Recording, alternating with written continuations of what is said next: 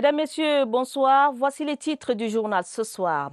Examen minutieux de documents de cadrage budgétaire. La Commission des finances de la Chambre basse du Parlement planche sur 7 outils d'amélioration des pratiques et procédures de préparation et d'adoption du budget de l'État. Des réactions et des témoignages de joie à n'en plus finir. Le relèvement de l'âge de départ à la retraite des personnels de santé décidé par le président de la République, une vraie dose d'attention saluée par les bénéficiaires. La pandémie du Covid-19 impose des règles à respecter dans les commerces. Elle impose également de nouvelles méthodes et une adaptation des métiers et des pratiques. Covid-19, adaptation et créativité, c'est dans ce journal. Voilà pour les titres. Madame, Monsieur, bonsoir une fois de plus. Merci de nous recevoir chez vous.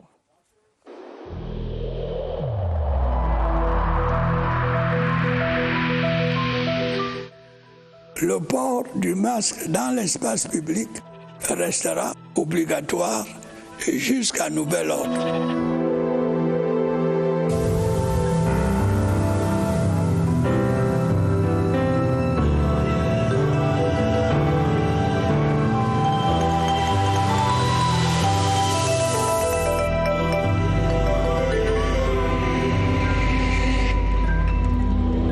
À l'Assemblée nationale, les perspectives macroéconomiques et budgétaires pour la période 2021-2023, à partir desquelles se dégage le profil du budget du projet de loi de finances pour l'exercice 2021, était présenté à la Commission des finances et du budget de l'Auguste Chambre par le ministre des Finances Louis-Paul Motazé. Cet exercice permet à l'exécutif et au législatif de s'imprégner des enjeux et des apports du débat d'orientation budgétaire. D'autres précisions avec notre reporter Clarisse Tan. L'année dernière, à la même période, le Cameroun organisait avec succès le tout premier débat d'orientation budgétaire de son histoire.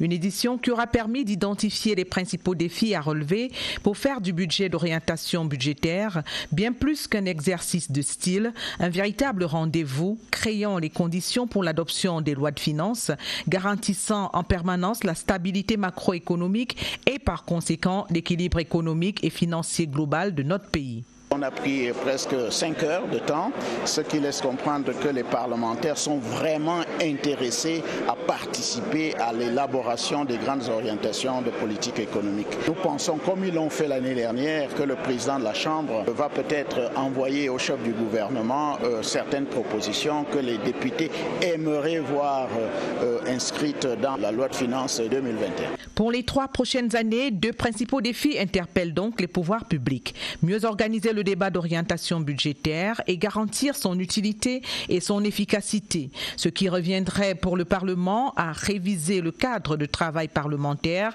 adapter l'agenda de la session du mois de juin et de définir le format d'examen des documents transmis par le gouvernement en commission et en plénière. Les résultats de ces travaux en commission feront l'objet d'un rapport lu en séance plénière en vue de discussion générale. La deuxième session du débat d'orientation budgétaire constitue donc pour le Parlement et pour le gouvernement une opportunité de s'approprier ces nouveaux défis et d'y apporter des réponses pertinentes afin de faire de ce rendez-vous un cadre par excellence pour la modernisation de la procédure budgétaire. Je vous le disais dans les titres du journal, les personnels de santé n'en finissent pas de dire leur reconnaissance à l'endroit du président de la République qui a décidé du relèvement de l'âge de départ à la retraite. Dans la région du Nord-Ouest, ils pensent, ces personnels-là, pour la plupart, que cet acte important leur permettra de mettre à profit leur riche expérience pour davantage servir et sauver. Voici le reportage d'Emmanuel Koloko à Bamenda.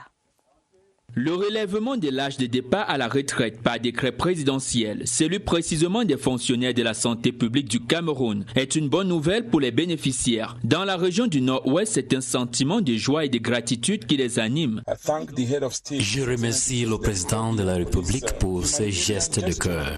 Pour certains médecins, le temps de la formation est long, celui de la spécialisation aussi. Du coup, ils avaient du mal à les faire valoir avant l'âge de la retraite qui arrivait si vite. 7 ans pour être médecin généraliste et 4 ans pour se spécialiser. Après 11 ans de formation, ils sont plus âgés que les travailleurs des autres professions. Pour d'autres, les médecins d'un certain âge doivent partager leur expérience avec la jeunesse avant de se reposer. Ça permettra à ceux qui sont expérimentés de transmettre leur savoir-faire aux nouveaux venus. Par ces temps dominés par la pandémie de Covid-19, dont les soldats de premier rang sont les personnels de la santé, ce décret présidentiel leur apporte un nouveau souffle pour mieux mener le combat. Dans la région du Nord, les personnels de santé saluent la mesure présidentielle portant un relèvement de l'âge de départ à la retraite. Pour beaucoup, cette marque de reconnaissance et d'attention est une motivation à travailler avec plus d'ardeur pour sauver des vies. Voici la correspondance de Claver Pascal Ndanga à Garoua. Rester mobilisé, dévoué, déterminé à sauver des vies, c'est avec soulagement que la mesure présidentielle a été accueillie par les personnels de la santé dans le Nord. C'est une mesure qui était attendue depuis longtemps.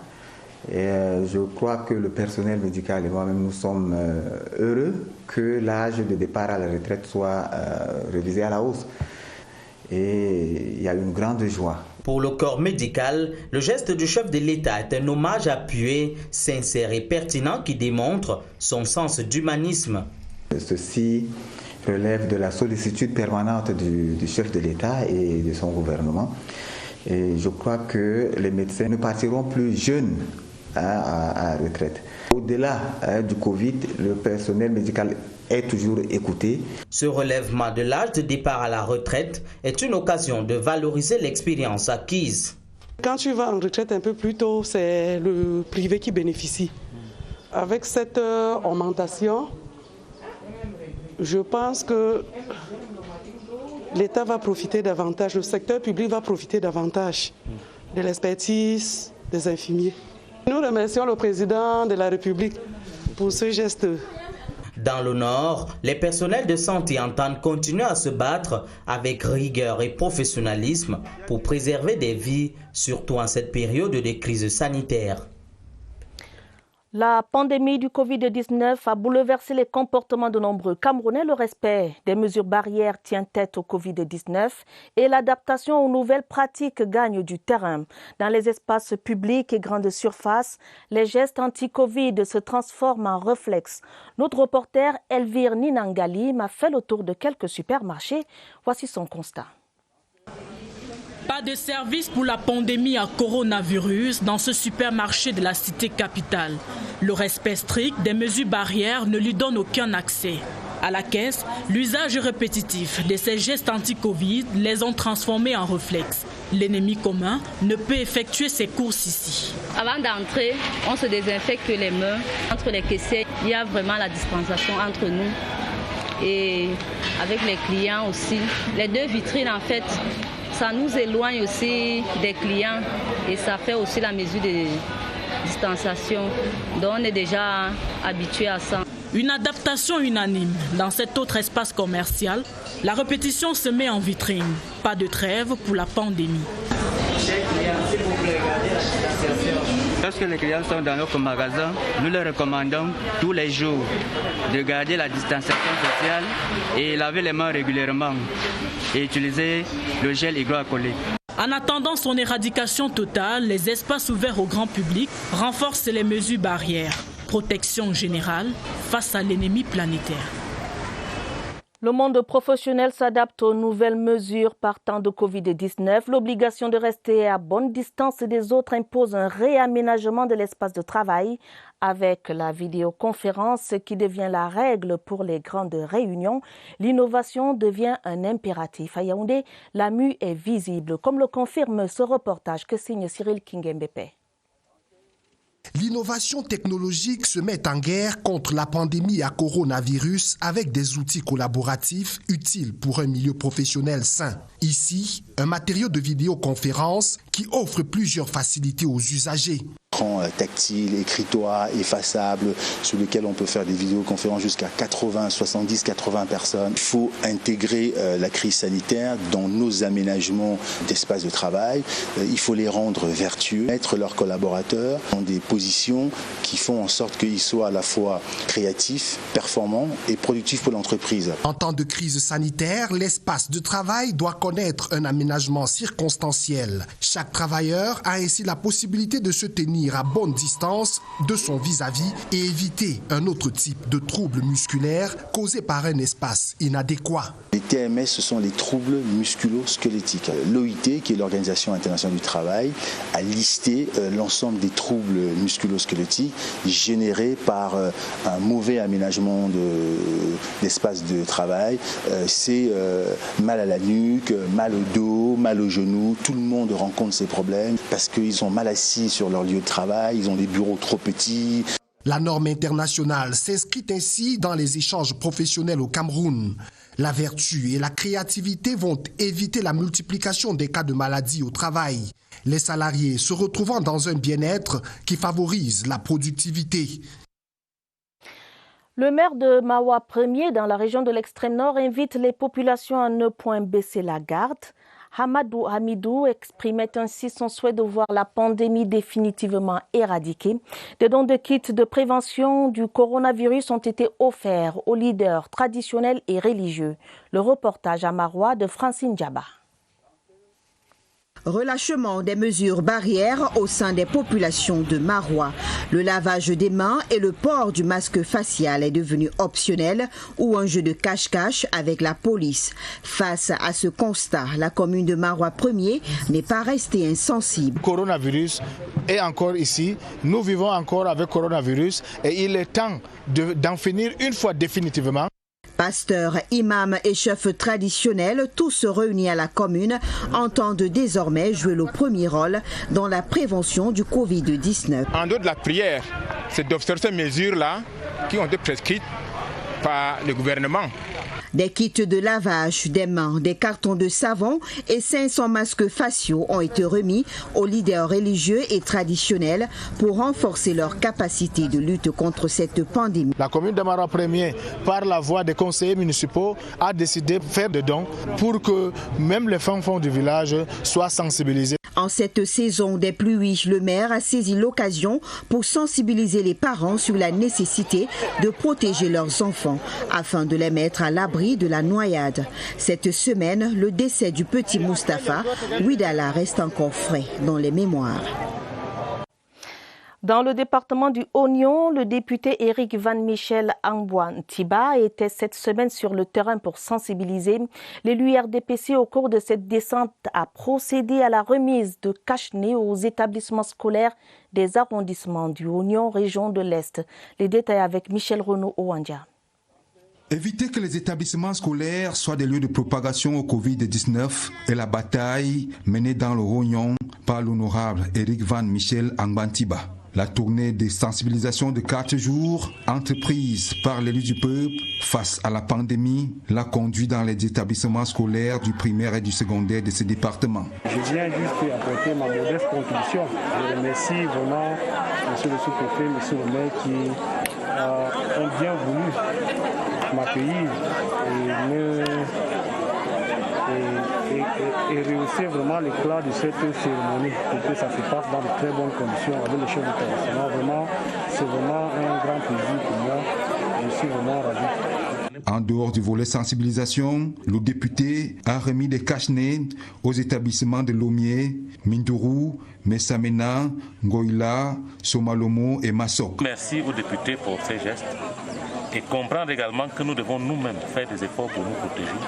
Parce qu'un député ne se lève pas pour de la pécadille. Quand un député se lève, c'est que c'est sérieux. Et que nos enfants le comprennent, que nos parents le comprennent. Et que nous prions pour que cette pandémie quitte définitivement notre terroir. Nous donnons un bravo à notre député et l'encourager à continuer dans cette même lancée.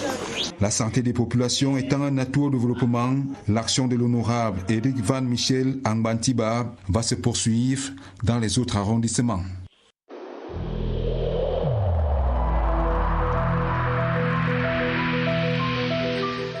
N'oublions pas que la négligence d'une seule personne peut nuire gravement à l'ensemble de la communauté.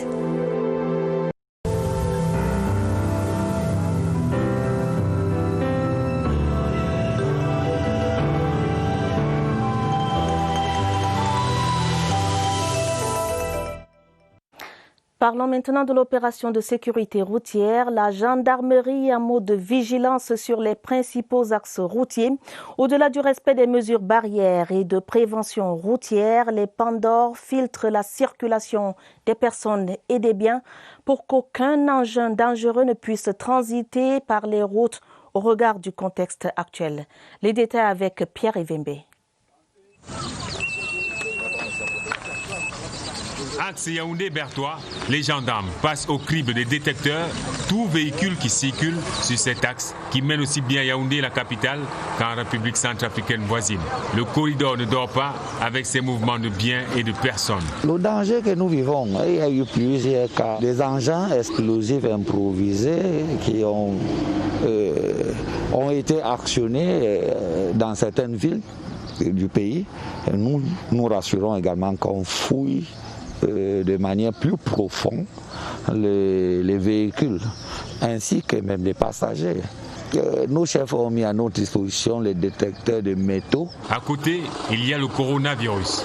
Les contrevenants ne manquent pas, mais ils ne sont pas nombreux et la sensibilisation n'est pas peu non plus. Les gens qui portent les cache-nez au niveau du menton, vous avez tort. Le voyage maintenant, c'est un risque à double niveau. Il ne faut pas seulement arriver à destination, mais il faut arriver à destination en bonne santé. Il y a la sécurité routière, combattre l'augmentation des risques d'accidents de la circulation observée depuis quelques semaines. Avec près de 1000 infractions enregistrées la semaine dernière, les Pandores continuent d'appuyer sur l'accélérateur de la lutte contre les usagers inciviques, ceux-là qui sèment la mort. D'une opération à une autre et d'un lieu à un autre, l'opération de lutte contre le terrorisme et le grand banditisme dénommée Ngokebui porte des fruits dans le nord-ouest. La route Oku-Kumba, détruite il y a quelques 2 ans par des séparatistes, a été réhabilitée. Du matériel de guerre a été saisi, 13 terroristes neutralisés et 16 bases détruites. Le général Cavalaire, commandant la 5e région militaire interarmée, a fait à Kumbo le débriefing de cette opération. Plus de précisions avec Valentin Kouade de CRTV Nord-Ouest. Voici Kumbo, la belle qui exhibe ses charmes aux visiteurs. Mais les populations vivent dans l'anxiété à cause des séparatistes. 500 hommes, 40 véhicules ont été mis à contribution pour d'abord réhabiliter la route Oku-Kumbo. L'une des missions, c'était d'ouvrir la route qui depuis 2 ans ne passait pas. Donc on a pu ouvrir cette route, on a même pu, vous avez visité, nous avons pu rétablir un pont ou des ponts. Au cours de cette opération dénommée Ngokebui, d'autres objets de guerre ont été saisis. 3 bases ont été nettoyées dans le Ngoketunja, environ 13 dans le Bui. Au moins 13 combattants ambazoniens ont été neutralisés et plusieurs blessés. Malgré les conditions atmosphériques difficiles, l'opération a connu un succès grâce à la collaboration de certaines populations. Nous avons besoin de l'adhésion de la population pour mener à bien la mission qui est la nôtre. Aux séparatistes, ils devraient rejoindre le centre DDR de Bamenda pour leur réinsertion sociale. Je les invite à déposer les armes. Mais ceux qui vont continuer à kidnapper, nous ne ferons que notre devoir. D'autres opérations ont été menées en Taba dans l'arrondissement de Ndou et à Adok dans l'arrondissement d'Engi. Allons évoquer la question des mesures barrières contre la maladie. Il est 20h50. Allons au centre des opérations d'urgence retrouver notre reporter Joseph Guetta Mandin pour en parler en compagnie de son invité. Sachez qu'il y a entre autres le port de masque, un geste obligatoire et très efficace qui limite les risques de contamination. Malheureusement, nombreux sont ceux qui ne prennent pas la pleine mesure de cette indication qui relève pourtant de la responsabilité individuelle sous le prétexte d'un étouffement. Allons en parler avec Joseph Guetta Mandin qui nous attend déjà sur place. Joseph, bonsoir. Que doit-on savoir ce soir?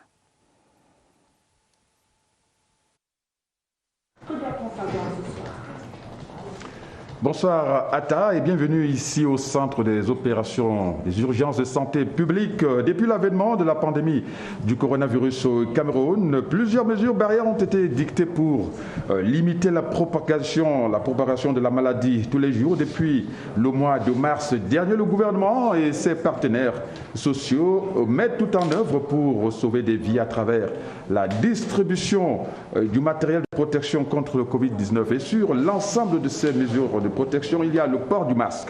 Le masque protège la bouche et le nez. Et au-delà du port de cet objet, plusieurs alternatives peuvent être envisagées si jamais celui qui porte le masque se trouve étouffé. Et pour en parler ce soir, notre expert, c'est Madame Nathalie Fegué. Elle est membre de l'unité sensibilisation ici au centre des opérations des urgences de santé publique.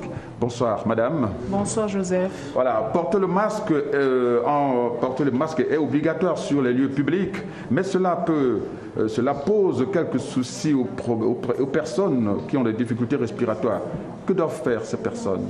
Alors, il faut rappeler ici que dans la lutte contre la pandémie de la COVID-19, les méthodes préventives primaires sont les suivantes. Le port du masque obligatoire et le lavage des mains. Alors, pour les personnes ayant des problèmes respiratoires, il est conseillé de porter une visière qu'on appelle en langage populaire le couvre-visage.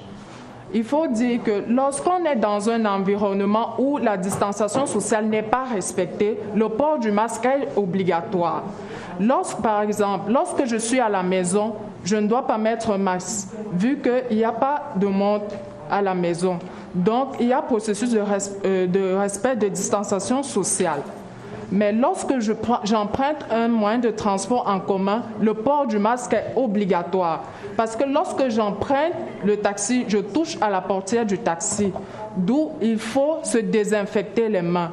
Le port du masque en milieu public et le lavage systématique des mains est important dans la lutte contre la COVID-19. Oui, Nathalie Fegué, dites-nous, en cas d'étouffement récurrent, y a-t-il des moments où l'on peut se passer de son masque complètement? Merci Joseph pour cette question. Il faudrait mentionner ici, nous prendons un exemple simple. Lorsque nous pratiquons une activité physique, il faut rappeler que le port du masque n'est pas obligatoire. Pendant l'activité physique, le corps dégage. Donc, en portant notre masque, nous nous étouffons. Donc, le port du masque n'est pas nécessaire, mais ce qui est obligatoire, c'est la distanciation sociale si nous sommes dans un espace public. Et il est conseillé de plus de boire régulièrement de l'eau pour se hydrater la peau, les organes. De plus, il faut rappeler ici que lorsque nous sommes dans un espace public, le port du masque est obligatoire.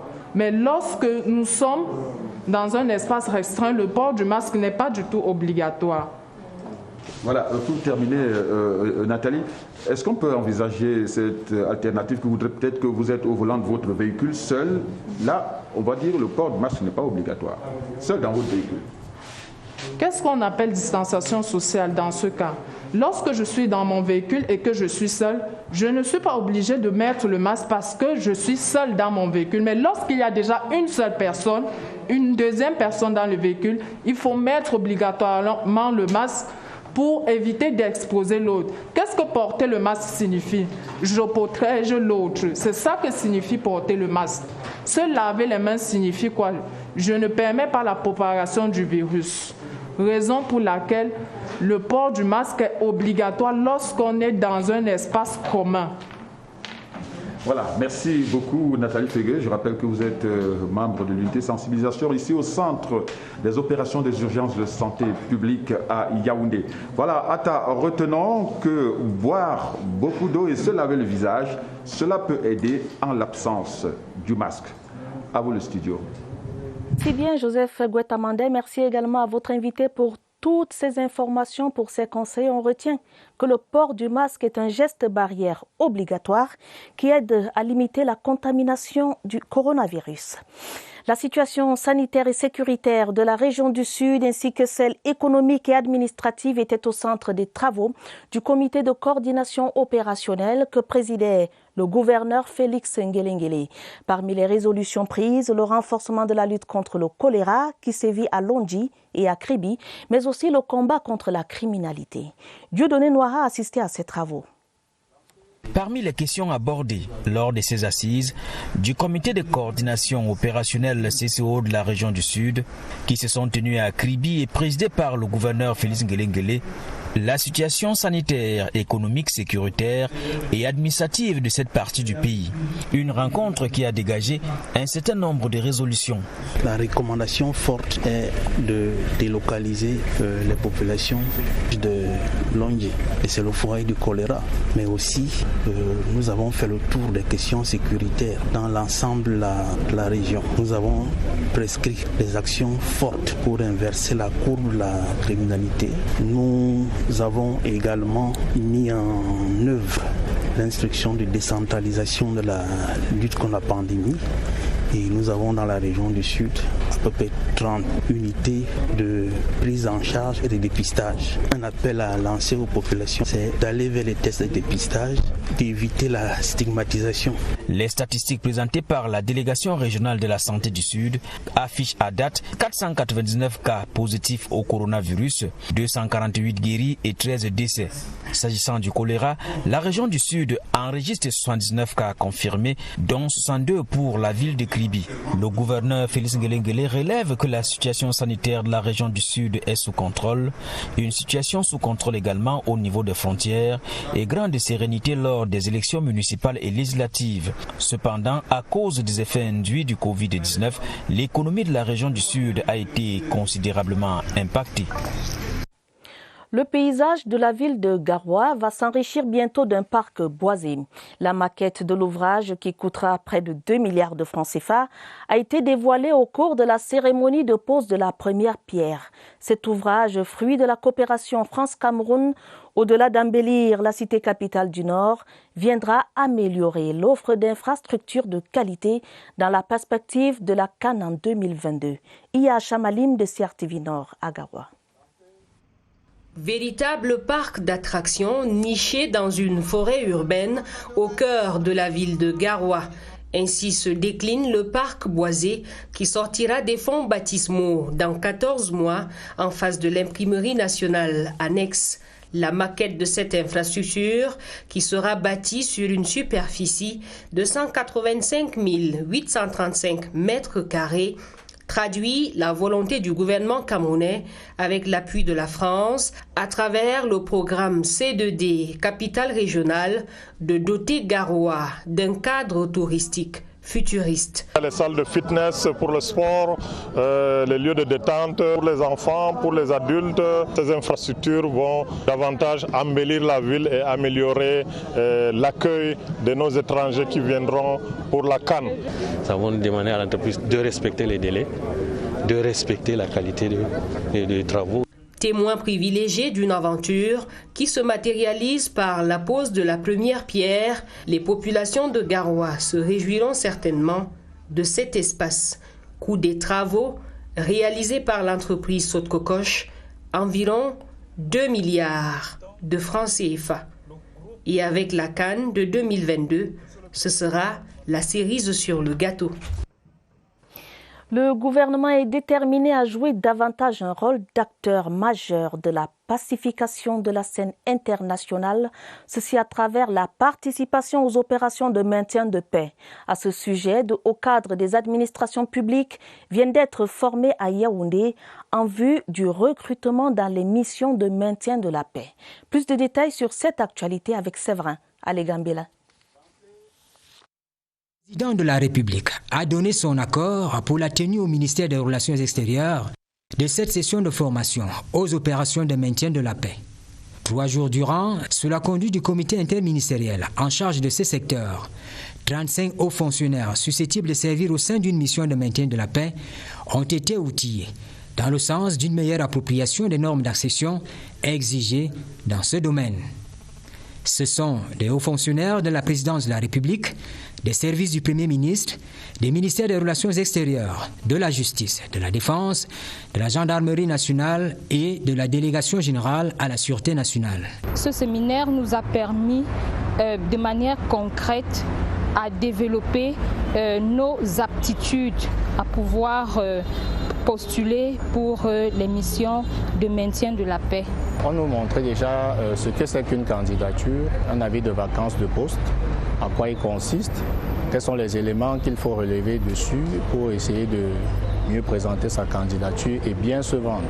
Derrière toute l'architecture de ces sessions de formation nationale, il faut voir la question du rayonnement diplomatique du Cameroun. Un des buts essentiels est d'assurer qu'en tant qu'État, il faut que le Cameroun soit prêt, le moment venu, avec le personnel disponible, que, n'est-ce pas, il peut postuler et il peut être compétitif. À travers cette initiative, le Cameroun veut s'affirmer comme ce pays résolument engagé derrière la promotion des valeurs de paix, de sécurité, de démocratie et de liberté. Séverin Alegambili. La vie dans les collectivités territoriales décentralisées. Allons dans la localité de Ndjombe, dans le Mungu, région du littoral, où une convention de partenariat a été signée entre la mairie et une compagnie fruitière, une entreprise française qui promet de contribuer à l'amélioration des conditions de vie des habitants et d'œuvrer pour le développement de la cité. Napoléon Bonaparte-Besson de CRTV Littoral.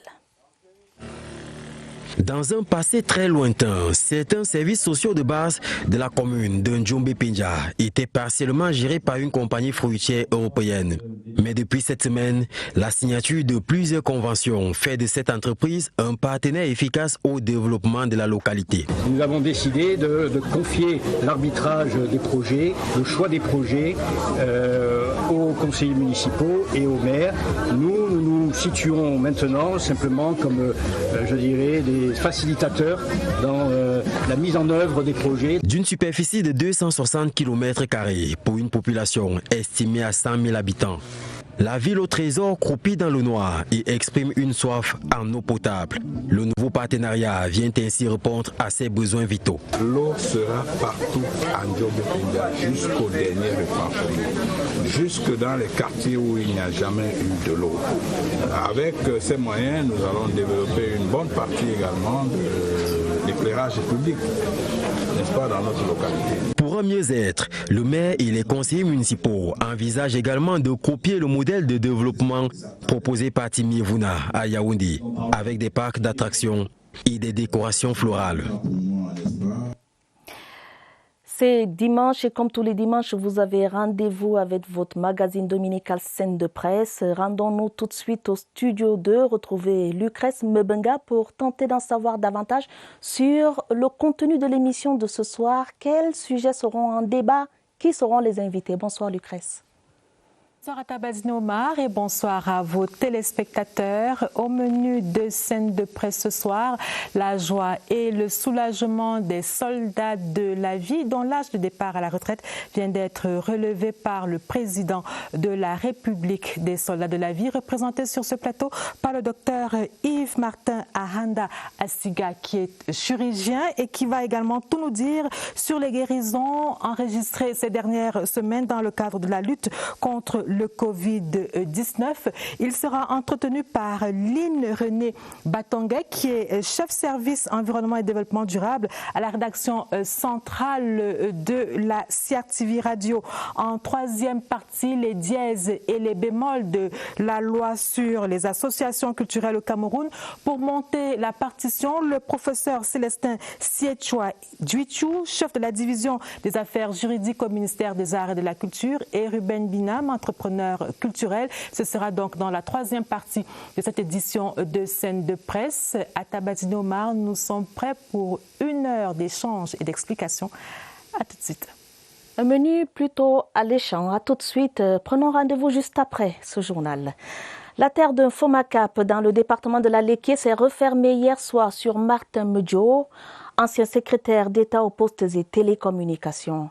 Ces obsèques ont connu la participation du représentant personnel du chef de l'État, Nasseri Paul Béa, le gouverneur de la région du Centre.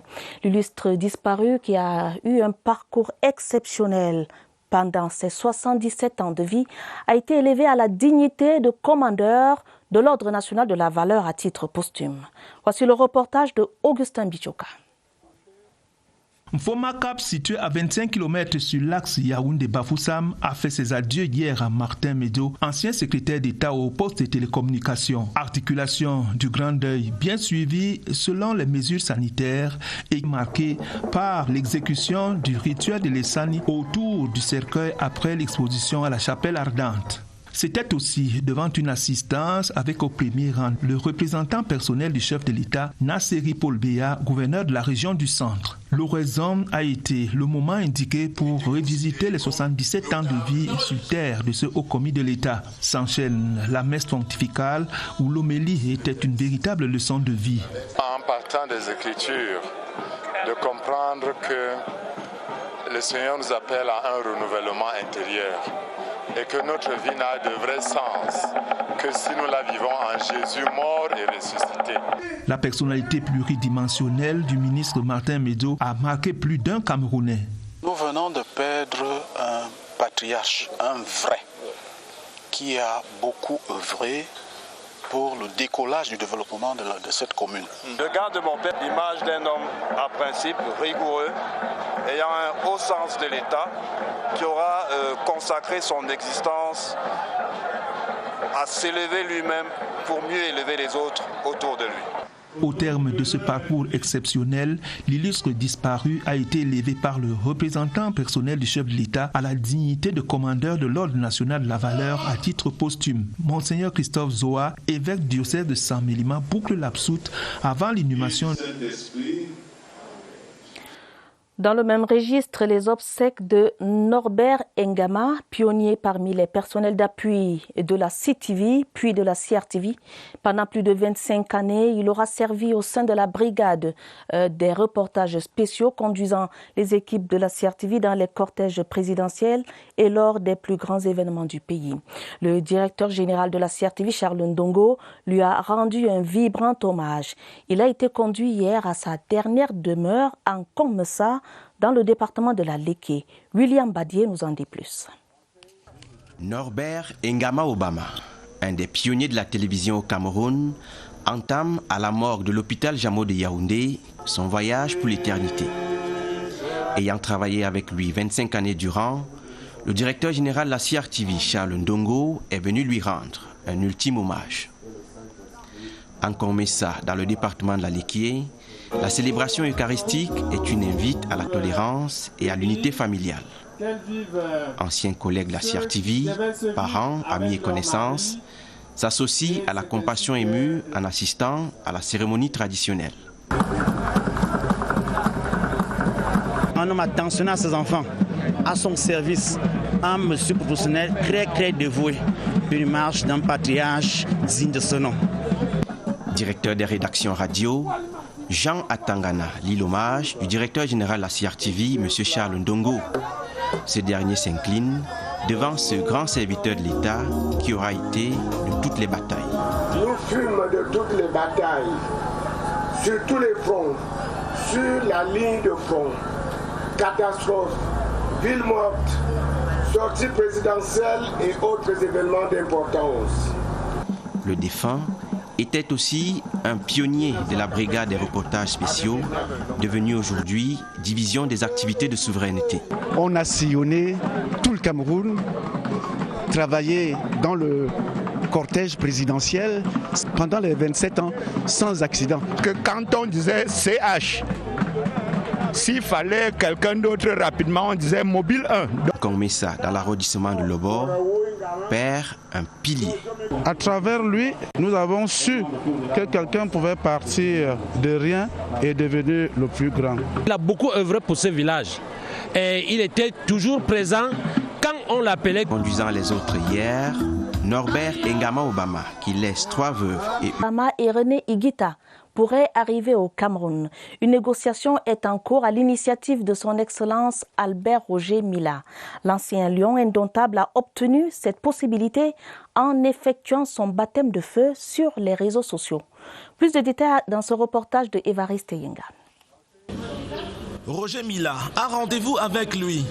Carlos Valderrama, milieu de terrain colombien, son adversaire à la Coupe du Monde 1990. Le rendez-vous est virtuel. Un entretien vidéo par live chat. Bonjour Carlos. Ça va. Et toi? Roger Mila laisse échapper l'émotion. Un énorme plaisir. Vraiment, à le voir sur l'écran. J'avais la chair de poule. Des retrouvailles après de longues années. Le dernier contact physique date à peu près de 5-6 ans. Faire du live chat, c'était une première pour l'ambassadeur itinérant, assisté d'un community manager. L'entretien ouvre une perspective. L'arrivée prochaine au Cameroun de Valderrama et de René Higuita, célèbre par son coup du scorpion, et de ce but de Roger Mila. Négociation en cours. J'aimerais qu'il vienne ici avec Higuita. Je sais que les Camerounais l'apprécient beaucoup, d'ailleurs tous les deux. Ce serait une cérémonie extraordinaire. Prochain interlocuteur, le roi Pelé, déjà demandeur d'un maillot de Roger Mila pour exposition dans un musée au Brésil. Sur les réseaux sociaux, les stars planétaires du foot s'amusent bien. Et nous attendons Higuita et Valderrama avec beaucoup d'impatience. C'est la fin de ce journal préparé avec la collaboration de Elvire Ninangalim, Caroline Ouete et Mirabel Talam. Prochain rendez-vous avec l'information, ce sera à minuit. Dès demain lundi, vous retrouverez Adel Bala pour les éditions de 20h30 semaine. Madame, Monsieur, votre fidélité nous honore. Prenez soin de vous, prenez soin de vos familles. Bonne soirée et bon début de semaine à tous.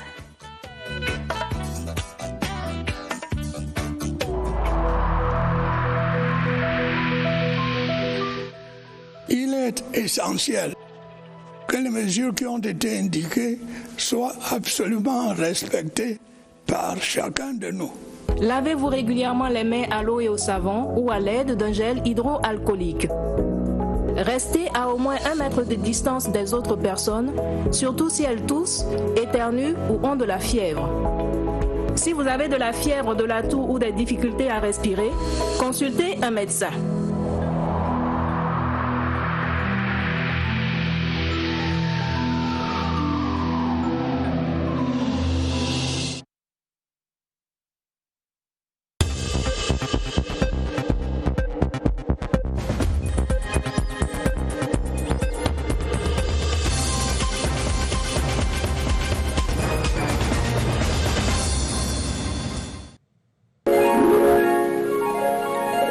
CRTV News, ici, toute l'info.